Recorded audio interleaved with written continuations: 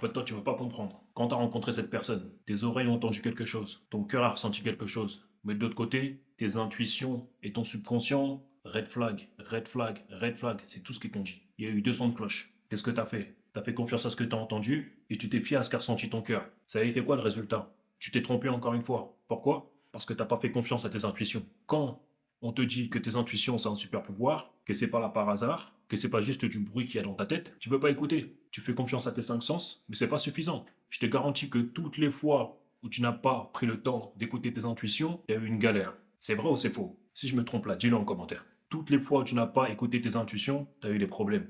C'est tellement sous-coté et occulté, mais il est jamais trop tard. Je te garantis que si tu passes ton temps à écouter tes intuitions, tu vas aller beaucoup plus vite et beaucoup plus loin dans la vie. Moi, personnellement, comme je dis, et après chacun son truc, j'appelle pas ça des intuitions. Je dis qu'on me parle. Mes meilleures idées, mes plus belles inspirations, tout part de là. La voix qui est là, qui est en train de me dire, hey, peut-être que tu devrais essayer ça.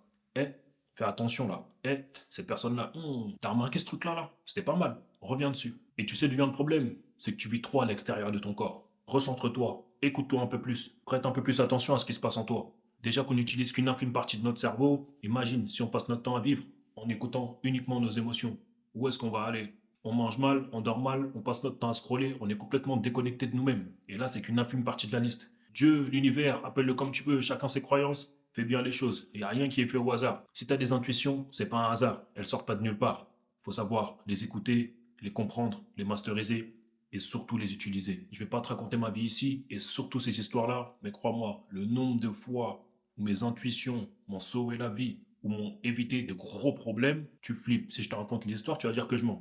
Tu peux croire ce que tu veux, que ce soit divin, que ce soit tes ancêtres, que ce soit tes anges, peu importe. Ce qui compte, c'est comment tu l'utilises et comment ça te sert dans ta vie de tous les jours. Et ça, c'est ça le super pouvoir.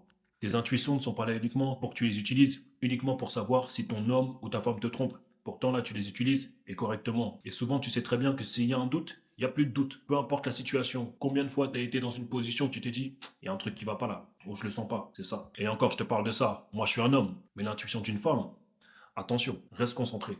C'est bon?